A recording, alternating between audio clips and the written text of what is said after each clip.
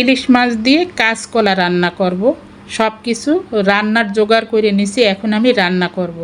এখানে তেল দিয়ে দিলাম, পেঁয়াজ দিয়ে দিলাম, কাঁচামরিচ দিয়ে দিলাম, একটু হালকা রসুন বাটা দিয়ে দিলাম, আর এখানে হলুদের গুঁড়া, মরিচের গুঁড়া, একটু সামান্য ধইনার গুঁড়া দিয়ে তারপরে আমি মাছটা দিয়ে দিলাম।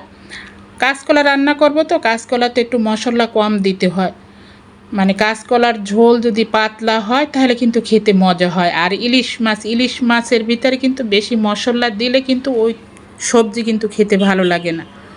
যাক, এখন আমি মাছটা আর কি উঠাই ফেলে তারপর আমি কাঁচকলাগুলো দিয়ে কষাই ফেলবো। কষাই গরম পানি দিয়ে দেব। আমি যেভাবে রান্না করতেছি এভাবে করে আপনি রান্না করতে পারেন, একবার হলেও বাসায় ট্রাই করে দেখতে পারেন, খুবই মজা হয়। এভাবে করে আমি আজকে কাঁচকলা রান্না করে ফেলাইছি। ঝোলটা টাইনে গেলে নামাই নেব। সবাই ভালো থাকবেন।